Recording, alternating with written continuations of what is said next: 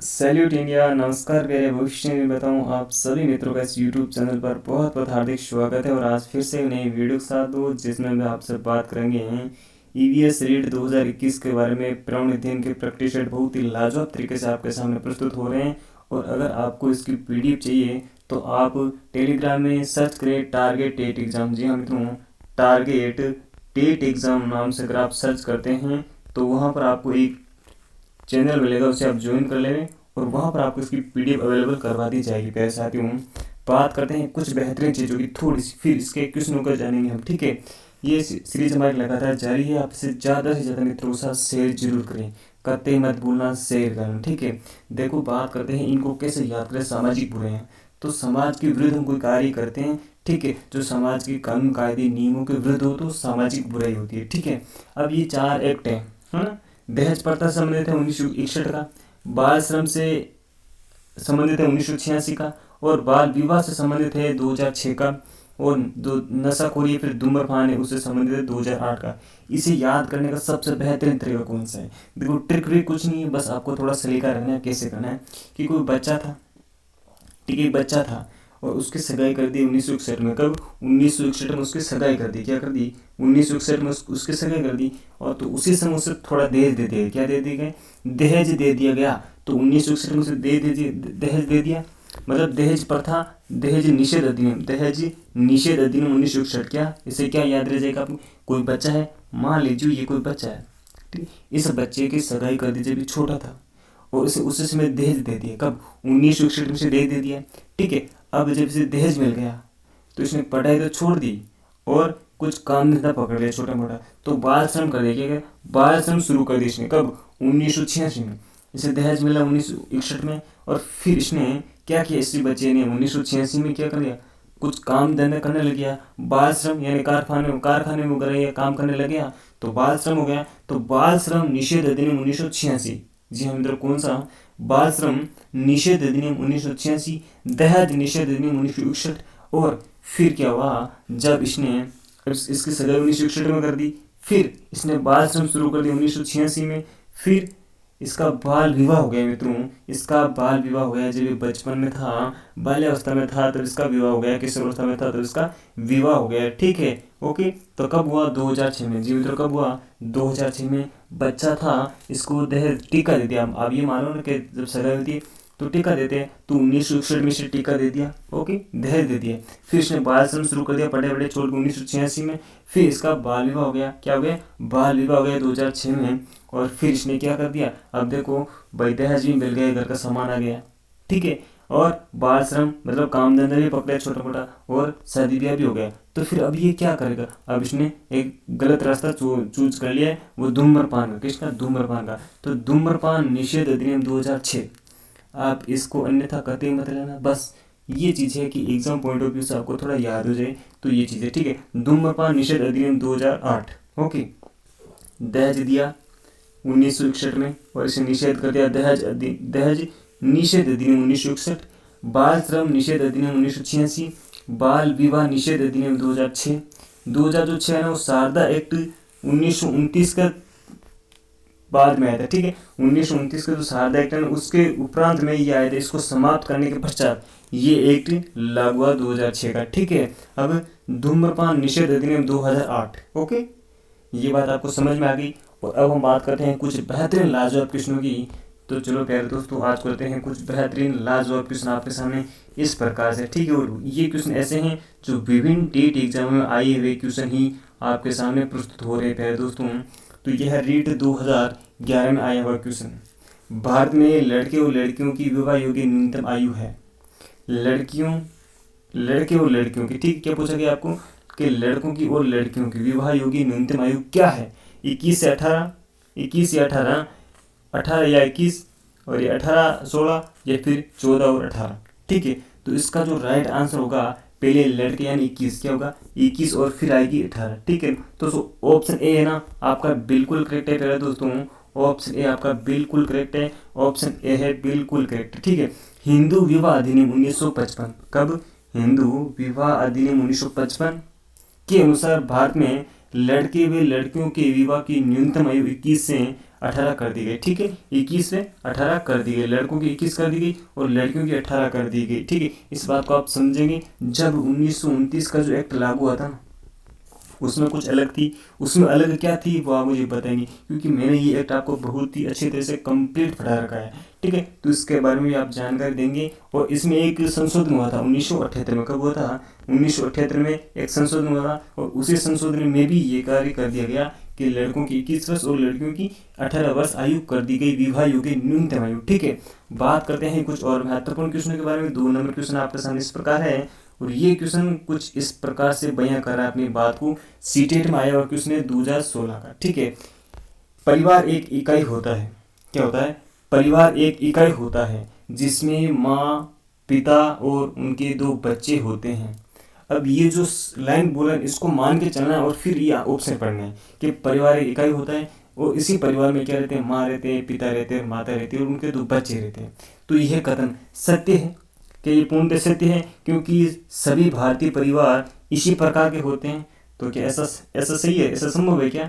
आपको क्या लगता है? ठीक है, ऑप्शन बी है सही नहीं है, क्योंकि इस कथन से यह स्पष्ट करना चाहिए कि बच्चे जैविक हैं। तो बच्चे तो जैविक है, ये ऑप्शन गलत है, ठीक है ना। ओके, सी ऑप्शन क्या बोल रहा है? सही नहीं है, क्योंकि परिवार कई प्रकार के होते हैं तथा परिवार का केवल एक ही प्रकार में वर्गीकरण नहीं किया जा सकता है। बिल्कुल सही हो सकता है, ठीक है। ऑप्शन डी है सत्य है, क्योंकि यह किसी आदर्श परिवार का आकार है, ठीक है ना।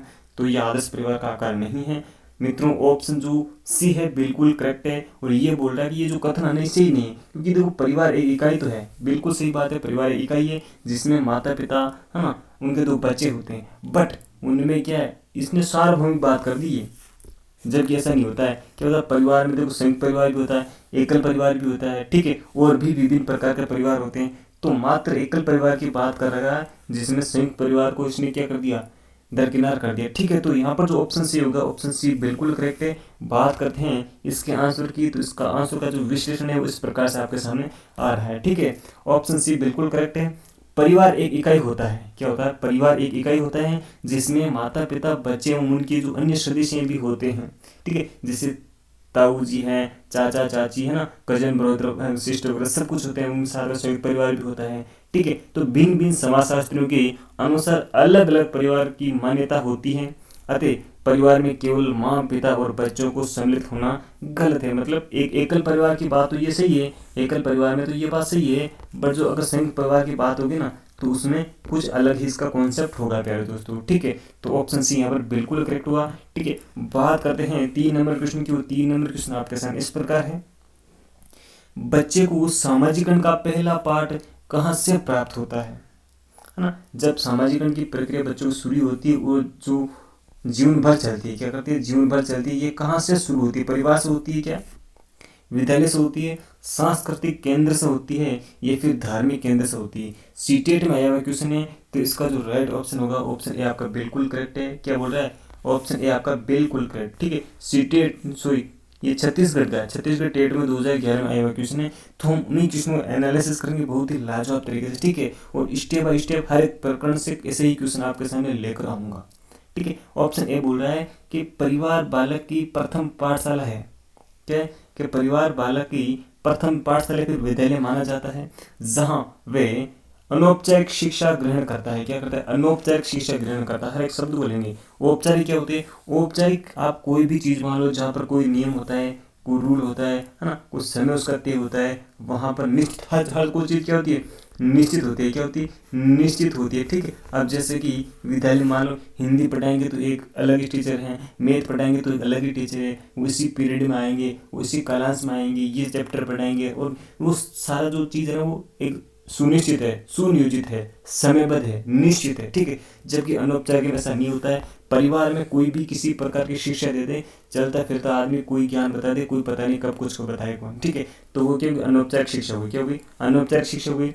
तथा सामाजिकरण की प्रक्रिया शुरुआत भी परिवार से ही होती है, बिल्कुल सही। इसलिए परिवार को सामाजिकरण का पहला पाठशाला भी कहा जाता है। फैमिली को क्या कहा जाता है? पहली पाठशाला भी कहा जाता है बच्चे के, ठीक है। तो ऑप्शन सी ए हमारा बिल्कुल करेक्ट हुआ। यहाँ पर बात करते हैं इस क्वेश्चन की, बहुत ही महत्वपूर्ण क्वेश्चन आपके सामने प्यारे दोस्तों। ये बिहार टेट में आया हुआ क्वेश्चन है कि प्राथमिक सामाजिकरण है। प्राथमिक सामाजिकरण क्या है? ठीक है, शुरुआती आयु में परिवार एवं मित्रों से सीखना, ये प्राथमिक सामाजिकरण है। किशोरावस्था में समाज से सीखना, कि ये प्राथमिक सामाजिकरण है। प्राथमिक स्तर पर समाज से सीखना, कि ये प्राथमिक सामाजिकरण है। या फिर शिक्षकों का अनुसरण करना, क्या ये प्राथमिक सामाजिकरण है? तो क्या लगता है इसका ऑप्शन कौन सा राइट होगा? जो भी साथी फेसबुक लाइव देख रहे हैं प्लीज़ कमेंट करें, और हमारे इस पेज पर जितने भी वीडियो है उनको आप ज़रूर देखें और फॉलो करें, और ज़्यादा से ज़्यादा इसे पोस्ट करें ग्रुप में। ठीक है, बात करते हैं प्राथमिक सामाजिकरण वही होता है जो परिवार में होता है। ठीक है, शुरुआती आयु में क्या करता है? परिवार में मित्रों से बच्चा सीखता है, और वही क्या होता है? प्राथमिक सामाजिकरण होता है। क्या होता है? प्राथमिक सामाजिकरण होता है। तो ऑप्शन ए हमारा बिल्कुल यहाँ पर करेक्ट है। ठीक है, बात करते हैं क्या होता है प्राथमिक सामाजिकरण। तो आइए, बच्चों के सामाजिकरण की शुरुआत बच्चे के परिवार है, मित्र है, अन्य आस पड़ोस के लोग हैं उनसे होती है, और इसे ही प्राथमिक सामाजिकरण कहा जाता है, जो स्कूल जाने से पूर्व ही प्रारंभ हो जाता है। मतलब जन्म से शुरू हो जाती है सामाजिकरण की प्रक्रिया। तो ठीक है, तो स्कूल जाने से पूर्व ही ये शुरू हो जाती है, प्रारंभ हो जाती है। सामाजिकरण की प्रक्रिया जीवन पर्यंत चलती रहती है। बहुत ही महत्वपूर्ण लाइन है, छोटी है बट बहुत ही महत्वपूर्ण है। तो सामाजिकरण की प्रक्रिया ना वो जीवन भर चलती रहती है। क्या करती है? जीवन पर्यंत चलने वाली प्रक्रिया है सामाजिकरण की प्रक्रिया। ठीक है, बात करते हैं 5 नंबर क्वेश्चन की, और ये क्वेश्चन आपके सामने इस प्रकार है। ये है आर्टेड 2011 का क्वेश्चन। एकल परिवार से तात्पर्य है। एकल परिवार से क्या तात्पर्य है? वर्ष 1950 के बाद बना कोई परिवार एकल परिवार होता है। परिवार जिसमें माता पिता एवं उनके 2 बच्चे होते हैं वो रहते हैं। संपूर्ण परिवार जिसमें बच्चे, उनके माता पिता, उनके दादा दादी साथ में रहते हैं, या फिर केवल पति पत्नी रहते हैं, वो एकल परिवार होता है। तो क्या लगता है एकल परिवार कौन सा होगा? जो ऑप्शन बी है आपका बिल्कुल करेक्ट है, जिसमें माता पिता और उनके बच्चे रहते हैं वो एकल परिवार होता है। ऑप्शन बी हमारा बिल्कुल यहाँ पर करेक्ट है। इसी प्रकार से हम बहुत ही महत्वपूर्ण जो क्वेश्चन आएंगे, ठीक है, उनका एनालिसिस करते चले जाएंगे बहुत ही लाजवाब तरीके से। ठीक है, तो ये है क्वेश्चन, इसका जो पूरा विस्तृत विवरण। ठीक है, संयुक्त परिवार के विघटन के परिणाम स्वरूप एकल परिवार अस्तित्व में आया। एकल परिवार के अंतर्गत माता पिता, उनके अविवाहित बच्चे होते हैं, और ये परिवार बहुत ही छोटा होता है। ठीक है, देखो बात करते हैं 6 नंबर क्वेश्चन की। बहुत ही महत्वपूर्ण क्वेश्चन है, जरा गौर फरमाना कि निम्न में से कौन सा कथन सही है। बहुत ही महत्वपूर्ण क्वेश्चन है, जरा गौर फरमाना पूछा क्या गया और किस प्रकार से इसका आंसर देना है। आर्टिकल 2012 का क्वेश्चन है। एकल परिवार में दहेज प्रथा सामान्य बात है। क्या एकल परिवार में जो दहेज प्रथा है वो सामान्य बात है? संयुक्त परिवार में नहीं होता है कैसा? एकल परिवार में बाल श्रम सामान्य बात है, तो इसका मतलब संयुक्त परिवार में बाल श्रम नहीं होता है। दहेज एवं बाल श्रम सामाजिक बुराई होती है। दहेज एवं बाल श्रम शहरों में सामान्य बात है। तो दहेज प्रथा हो, बाल श्रम हो, क्या है? दोनों क्या है? सामाजिक बुराई है। क्या है? सामाजिक बुराइयां हैं। ठीक है, मैंने आपको देखो दहेज प्रथा का, बाल श्रम का, बाल विवाह का, और जो नशाखोरी है, धूम्रपान का एक्ट बहुत ही महत्वपूर्ण तरीके से आपको याद करवा दिया है। बिल्कुल आप कभी भी नहीं भूलेंगे चीज़ों को। ठीक है, बात करते हैं ऑप्शन ये कौन सा राइट हुआ। तो ऑप्शन सी बिल्कुल करेक्ट है। सामाजिक बुराइयों में दहेज तथा बाल श्रम प्रमुख बुराइयां हैं। इन बुराइयों का प्रमुख कारण है अशिक्षा व गरीबी। क्या है? अशिक्षा व गरीबी इनका प्रमुख कारण है। भारत में बाल विवाह निषेध अधिनियम किस वर्ष पारित किया गया?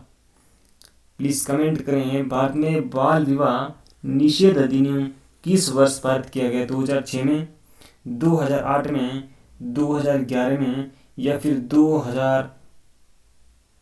1997 में? ठीक है, तो कमेंट करें भारत में बाल विवाह निषेध अधिनियम किस वर्ष पारित किया गया।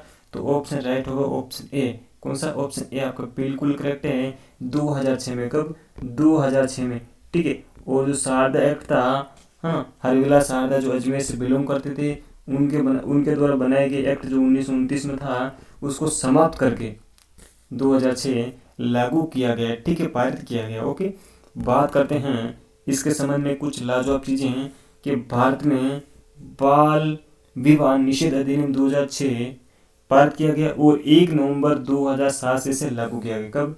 1 नवंबर 2007 से इसे लागू किया गया। जो 2006 का बाल विवाह का जो निषेध अधिनियम एक्ट है ना, उसको 1 नवंबर 2007 को लागू किया गया, यानी पूर्णतः भारत में लागू किया गया। ठीक है, ये पारित हो गया था 2006 में। बात करते हैं 8 नंबर क्वेश्चन की, और ये भी रीट 2016 में आया हुआ क्वेश्चन है। कौन सी विशेषता परिवार की नहीं है? कम से कम 2 भिन्न लिंग वाले वयस्क साथ में रहते हुए तो परिवार की विशेषता है। प्रत्येक व्यक्ति की आय भिन्न भिन्न जमा होती है, क्या ये परिवार की विशेषता है? तो ये परिवार की विशेषता नहीं है। ठीक है, ऑप्शन सी, वे समान आवास, समान भोजन, समान सामाजिक क्रियाओं का उपयोग करते हैं। सुरक्षा एवं बच्चों का साझा उनका उत्तरदायित्व होता है। तो यहाँ पर जो ऑप्शन राइट होगा ऑप्शन बी बिल्कुल करेक्ट। ऐसा ही पूछा गया कि कौन सा ना परिवार की विशेषता नहीं है। ठीक है, तो ये इस परिवार की कोई विशेषता नहीं होती इस प्रकार से। ठीक है, तो बहुत ही महत्वपूर्ण जो चीज़ें दे रखी इनको हम पढ़ते चले जाएंगे। मनुष्य सहित सभी जीव जंतु अपने अपने बच्चों के साथ रहते हैं और अपने अपने परिवार बनाते हैं। एक मनुष्य परिवार में वे सभी लोग होते हैं जो एक दूसरे के रक्त संबंधी होते हैं। कैसे होते हैं? रक्त संबंधी होते हैं, खून का उनका रिश्ता होता है। ठीक है, क्या होता है? परिवार छोटे और बड़े दोनों प्रकार के होते हैं।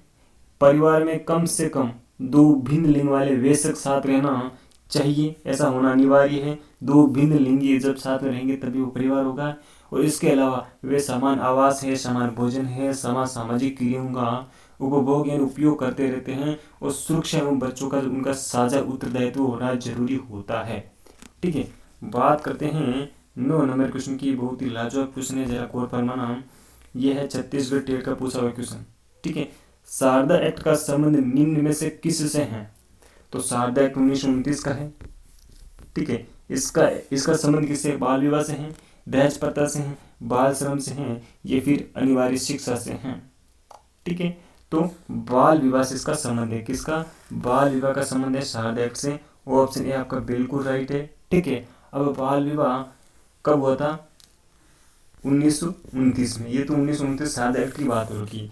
अभी वर्तमान में कौन सा है? तो 2006 का। कौन सा? 2006 का, जो 1 नवंबर 2007 से लागू हुआ था। ठीक है, दहेज प्रथा 1961 का।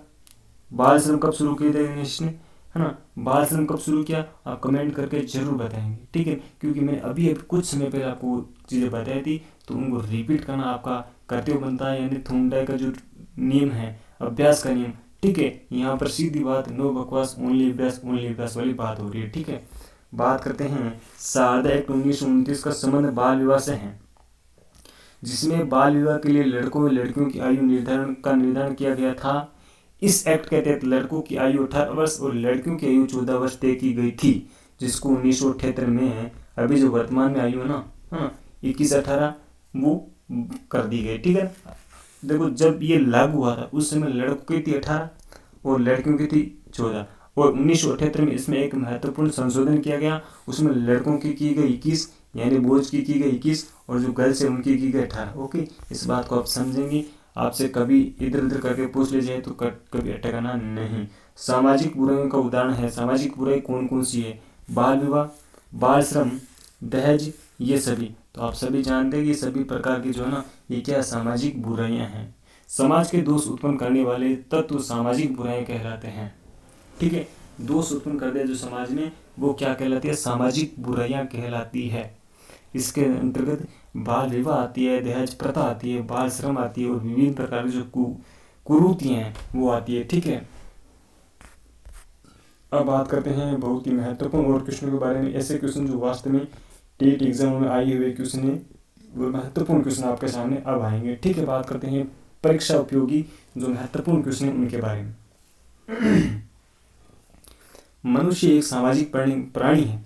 क्या है? मनुष्य एक सामाजिक प्राणी है। यह कथन किसका है? हम किसी भी चीज़ की शुरुआत करते हैं तो ऐसे वर्ड, ऐसा जो सेंटेंस है वो आगे ले लेते हैं, बट हमें कुछ उसके बारे में पता होता है क्या? ठीक है, जैसे हम भारत के लोग हैं, हम भारत को एक संपूर्ण प्रभुत्व संपन्न, इस प्रकार की जो लाइन लेते हैं ना, ये भी विशेष व्यक्तियों द्वारा दी होती हुई, जो महानुभाव होते हैं ना, जो महापुरुष होते हैं, उनके द्वारा ये चीज़ें दी गई होती है। ठीक है, मनुष्य एक सामाजिक प्राणी है, ये कथन किसका है? महात्मा गांधी जी का है, अरस्तु का है, क्रो का है, ये फिर मैकाइवर का है।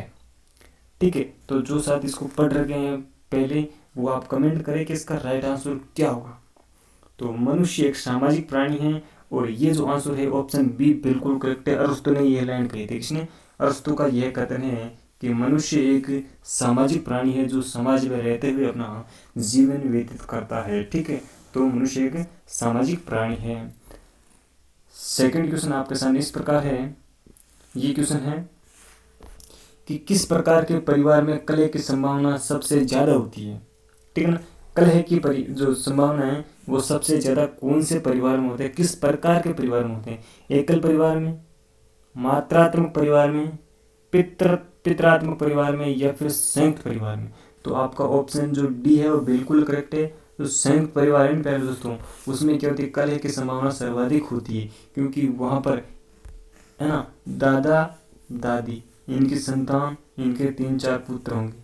ठीक है, फिर इनकी बहुएं होंगी, इनके पुत्र होंगे। ठीक है, तो ऐसा करते जो परिवार है वो बहुत बड़ा हो जाता है और इसमें क्या होता है, वास्तविकता में देखा जाए तो कलह की संभावना बहुत ज़्यादा होती है। ठीक है ना, इस वजह से ही ये परिवार टूट टूट के क्या बन गए, एकल परिवार में बंट गए और इनका विघटन होते होते एकल परिवार में ये बंट गए और आजकल बहुत ज़्यादा ग्रोथ कर रहा है एकल परिवार। ठीक है, बात करते हैं 3 नंबर क्वेश्चन की। बहुत ही लाजवाब क्वेश्चन है। एकल परिवार के सदस्य अधिक आत्मनिर्भर रहते हैं, यह कथन है। एकल परिवार के जो सदस्य हैं वो अधिक आत्मनिर्भर रहते हैं।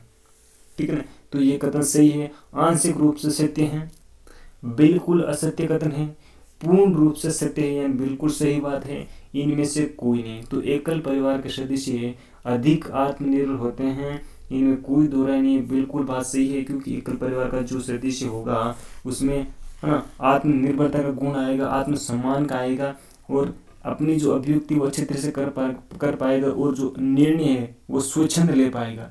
किसी भी प्रकार का कोई बर्डन नहीं रहेगा कि कौन सा सामान घर में कब लाना है, क्या काम करना है, कौन सा फंक्शन करना है, किस में कितने पैसे लगाने हैं। अगर ये परिवार का संयुक्त परिवार होता ना तो उसमें मतलब कहते हैं कि 17 पंच बनेंगे, तो ऐसा होता है 17 पंच बनते हैं। वरना एकल परिवार में जो घर का मुखिया होता है वही पूरा काम कर देता है। ठीक है ना, तो बात सी ऑप्शन वाली बिल्कुल करेक्ट है, पूर्ण रूप से सत्य बात यह वाक्य कह रहा है। ठीक है, परिवार की विशेषता नहीं है, कौन सी परिवार की विशेषता नहीं है?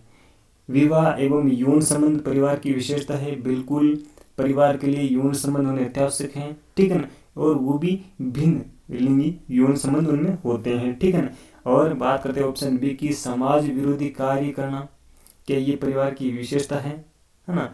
वंश परंपरा लगातार जारी रहती है। ठीक है, सार्वभौमिक संगठन है, कहीं पर भी चले जाओ परिवार नामक जो संगठन है वो हर जगह मिलेगा, तो ये सार्वभौमिक है, वंश परंपरा होती है और विवाह एवं यौन संबंध यहाँ पर क्या है, उचित माने जाते हैं। ठीक है, तो ऑप्शन बी है ना, ये समाज विरोधी कार्य परिवार नहीं करता है, ये परिवार की कोई किसी भी प्रकार की विशेषता नहीं है। ठीक है, ऑप्शन बी यहाँ पर बिल्कुल करेक्ट आ जाता है। ठीक है, बात करते हैं 5 नंबर क्वेश्चन की। 5 नंबर क्वेश्चन आपके सामने इस प्रकार है कि भारतीय संविधान में प्रत्यक्ष रूप से किसके ऊपर चर्चा की गई। ये क्वेश्चन मैं पहले भी ले चुका हूँ। तो भारतीय संविधान में मादक पदार्थ पर की गई है, दहेज प्रथा पर की गई है, या फिर बाल श्रम पर की गई है, फिर सती प्रथा पर की गई है। तो जो ऑप्शन राइट होगा बाल श्रम का, कौन सा? ऑप्शन जो सी है बिल्कुल करेक्ट है। और जो 24 नंबर आर्टिकल है ना वो बात करता है बाल श्रम निषेध की, किसकी? बाल श्रम निषेध की बात करता है 24 नंबर आर्टिकल। ठीक है, 1 मिनट, ये लो आपके सामने फिर से क्वेश्चन आ गया है ना, ऑप्शन सी है हमारा बिल्कुल करेक्ट है। 6 नंबर क्वेश्चन कैसा है तो आपके सामने इस प्रकार है कि सती प्रथा के विरुद्ध में सर्वप्रथम प्रयास किसने किया था? तो गांधी जी ने किया था, जिसने बेसिक शिक्षा दी थी हमें, ठीक, बेसिक एजुकेशन। या फिर राजा राम मोहन राय ने, दादा भाई नौरोजी ने, या फिर राजेंद्र प्रसाद ने। तो बिल्कुल आप सभी जानते हैं सती प्रथा के विरुद्ध में सर्वप्रथम प्रयास करने वाले राजा राम मोहन राय थे। कौन थे? राजा राम मोहन राय थे। ऑप्शन बी हमारा बिल्कुल करेक्ट है। बात करते हैं 7 नंबर क्वेश्चन की, हिंदू उत्तराधिकारी अधिनियम कब बना? हिंदू उत्तराधिकारी अधिनियम कब बना? हिंदू विवाह अधिनियम है ना वो तो 1955 में बना। कब? हिंदू विवाह अधिनियम 1955 में बना और हिंदू उत्तराधिकारी अधिनियम 1956 में बना। कब बना? 1956 में बना। तो यहाँ पर ऑप्शन डी आपका बिल्कुल राइट है। ठीक है, और ये बहुत ही वैज्ञानिक एक अधिनियम है जिसमें यह कहा गया कि उत्तराधिकारी लड़का हो चाहे लड़की हो दोनों को इक्वल यानी समान रूप से वहां पर अधिकार होगा, ठीक है ना। माता पिता की संपत्ति में समान हकदारी होगी, कौन, लड़कियां और लड़के दोनों, ठीक है। इसी में किसी भी प्रकार की कोई लिंग विभेदकारिता नहीं पाई जाती है, ओके। यानी कि जेंडर यहाँ पर कोई वो वैल्यू नहीं रखता अपने आप की, ठीक है। तो 1956 में उत्तराधिकार अधिनियम बनाता है, हिंदू उत्तराधिकार अधिनियम, ओके। बात करते हैं 8 नंबर क्वेश्चन की। बालक को सर्वप्रथम समाज में आपस में मिलजुल कर रहने की शिक्षा दी जाती है। बालक को सर्वप्रथम समाज में आपस में मिलजुल कर रहने की शिक्षा दी जाती है। राष्ट्र, पड़ोस, समाज या फिर परिवार, ठीक है। तो इसका राइट आंसर होगा ऑप्शन डी, बिल्कुल करेक्ट होगा कि जो परिवार है ना वो क्या करता है, समाज में आपस में मिलजुल कर रहने की शिक्षा कौन देता है, परिवार ही देता है। और परिवार से ही सामाजिकरण की जो प्रक्रिया शुरू हो जाती है और यहीं से बच्चे का जो नैतिक विकास है ना, वो ग्रोथ करना शुरू कर देता है, ठीक है। तो ऑप्शन डी बिल्कुल करेक्ट है, ठीक है। बात करते हैं 9 नंबर क्वेश्चन की।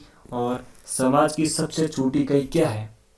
आपको क्वेश्चन छोटे लग रहे हैं पर बहुत ही लाजवाब क्वेश्चन है, ठीक है। तो परिवार की सबसे छोटी इकाई होती है, क्या होती है, ऑप्शन बी बिल्कुल करेक्ट है। परिवार, समाज की सबसे छोटी इकाई क्या होती है, परिवार होती है, ठीक है ना। क्योंकि जो विभिन्न अनेक परिवारों का जो समूह है वो क्या बनता है, समाज बनता है, क्या बनता है, समाज बनता है प्यारे साथियों, ठीक है ना। तो मानव समाज है विभिन्न परिवारों को क्या है, एक समूह है, ठीक है।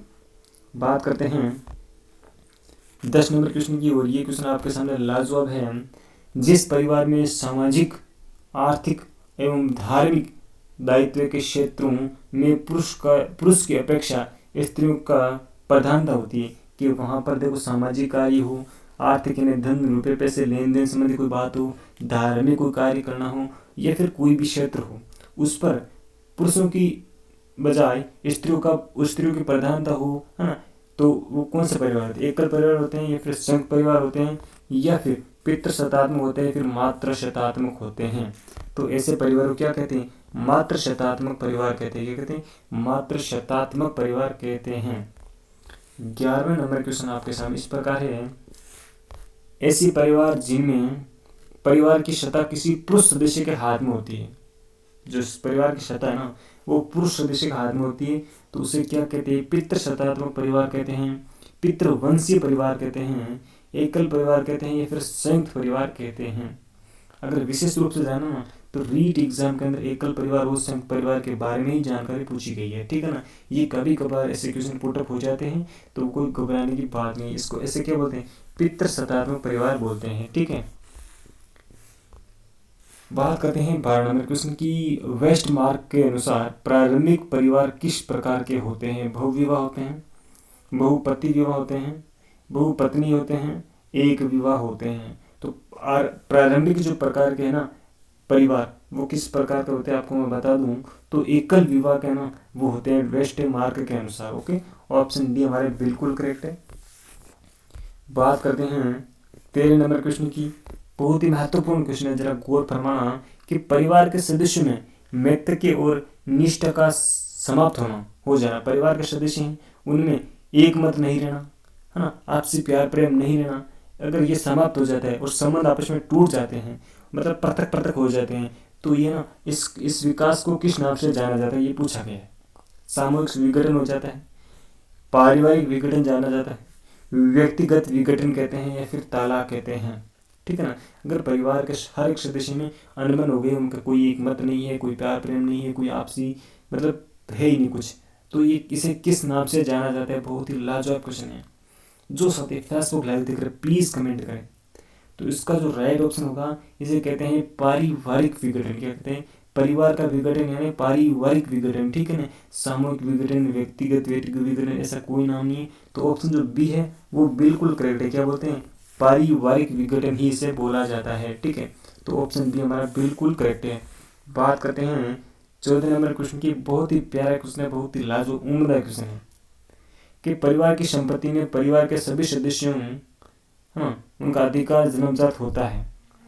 ये कौन सा नियम है, ऐसा नियम किसने दे रहा, तो मिताक्षरा का नियम है, दाय भाग का नियम है, प्रवर का नियम है या फिर संपीड़ का नियम, ठीक है। मैं आपको बता दूं मिताक्षरा का नियम है, किसका है, मिताक्षरा का नियम है। इतना जो गहरा आपको कभी नहीं पूछा जाएगा, ठीक है ना। बट ये क्वेश्चन है जो आपके लिए कुछ थोड़ी उम्मीद है कि आपका ये थोड़ा कॉन्सेप्ट क्लियर जैसी चीज़ें आनी चाहिए, ठीक है। बात करते हैं 15 नंबर क्वेश्चन की, निम्न में से कौन सा एक संयुक्त परिवार को कायम रखने के लिए उत्तरदायी है। तो जो संयुक्त परिवार है उसको कायम रखने के लिए कौन उत्तरदायी है। समाजवाद है, व्यक्तिवाद है, ग्रामीणवाद है, या फिर नगरीवाद है, ठीक है। तो ऑप्शन जो सी है वो यहाँ पर करेक्ट बताया गया है, ठीक है। ग्रामीणवाद है वो क्या है, उत्तरदायी है कौन से संयुक्त परिवार को कायम रखने के लिए, ठीक है। ओके, बात करते हैं मनु के मतानुसार कौन सा विवाह सर्वोत्तम है। मनु ने ब्रह्म विवाह को सर्वोत्तम बताया था, ऑप्शन बी बिल्कुल करेक्ट है, ठीक है। बात करते हैं लास्ट क्वेश्चन की, और लास्ट क्वेश्चन आपके सामने लाजवाब है कि किस अधिनियम के आधार पर हिंदू विवाह को एक सामाजिक समझौता माना गया है, ठीक है। तो हिंदू विवाह अधिनियम कब लागू हुआ ये आप कमेंट करके बताएंगे, क्योंकि अभी अभी हमने आपको बताया हिंदू विवाह विच्छेद अधिनियम 1955, कब 1955, और हिंदू उत्तराधिकार अधिनियम 1956 में, ठीक है। तो ऑप्शन जो बी है यहाँ पर बिल्कुल करेक्ट है, कौन सा, ऑप्शन बी आपका बिल्कुल करेक्ट है दोस्तों। और बहुत ही महत्वपूर्ण जानकारी हमने आपको दी है, तो प्लीज़ आपसे रिक्वेस्ट है आप हमारे इस टेलीग्राम चैनल को ज्वाइन कर ले, टारगेट 8 एग्ज़ाम, वहाँ पर आपको इसकी PDF अवेलेबल हो जाएगी। जो सतह फेसबुक लाइव देख रहे हैं प्लीज़ कमेंट करते रहें, बार बार देखते रहें, और हंसते रहिए, मुस्कुराते रहिए, आनंदित रहिए, प्रसन्नचित रहिए, पढ़ते रहिए। Thank you for watching this video. Salute India, salute okay, thank you for watching.